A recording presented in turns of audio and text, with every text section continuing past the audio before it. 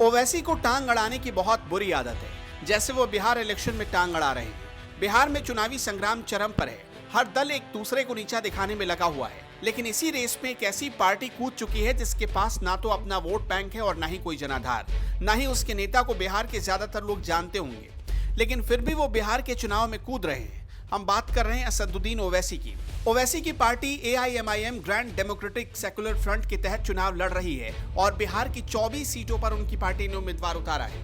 ओवैसी बिहार के मौसम वैज्ञानिक बनने की कोशिश में जुटे हैं। पीएम मोदी की चुनावी रैली का हवाला देते हुए ओवैसी ने कहा कि बीजेपी और जेडीयू भले ही गठबंधन के तहत लड़ रहे हों, लेकिन जीतने के बाद बीजेपी कभी भी जेडीयू को सीएम के तौर पर स्वीकार नहीं करेगी, बल्कि बीजेपी नीतीश की राह में रोड़ा पैदा कर देंगे। इस बार चुनाव के बाद बीजेपी सूबे की कुर्सी पर अपना ही मुख्यमंत्री बिठाएगी, ये दावा है ओवैसी का। ओवैसी ये भी कह रहे हैं कि बीजेपी को चाहे जो भी करना पड़े, बीजेपी कभी भी नीतीश कुमार को आगे नहीं बढ़ने देगी।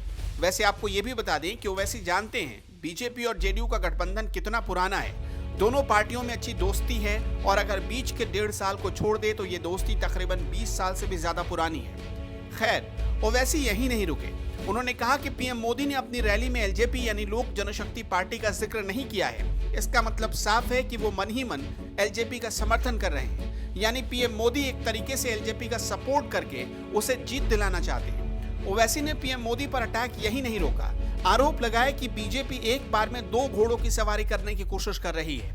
ओवैसी ने बीजेपी पर नीतीश कुमार को रिटायर करने की साजिश रचने का आरोप लगाया है और नीतीश कुमार को भी आगाह किया है।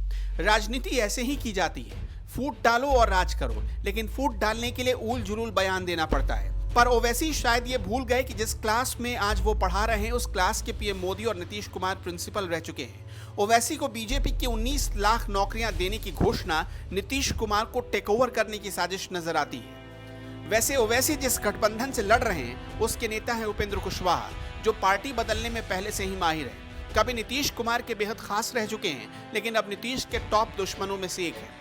ओवैसी ने अपने गठबंधन के सीएम की कुर्सी तक पहुंचने का ख्वाब भी देखना शुरू कर दिया है। ओवैसी ने दावा किया है कि अगर उनकी सरकार बनी तो उपेंद्र कुशवाहा सीएम बनेंगे। वाह, मतलब मुंगेरी लाल के हसीन सपने तो देखिए। बिहार चुनाव में पीएम मोदी की एंट्री हुई। 23 अक्टूबर को पीएम मोदी ने 3 रैलियां की, लिहाजा उनके सारे विरोधियों के बीच खलबली मची हुई है। पहले दिन बिहार के सासाराम, गया और भागलपुर में प्रधानमंत्री मोदी ने रैली की। इन रैलियों के माध्यम से पीएम मोदी ने पुलवामा से लेकर गलवान तक बिहार के जवानों के त्याग और बलिदान को याद किया। उनकी रैलियों में उमड़ने वाली भीड़ देखकर कई लोगों की हालत खराब हो गई है और ओवैसी उन्हीं में से एक है।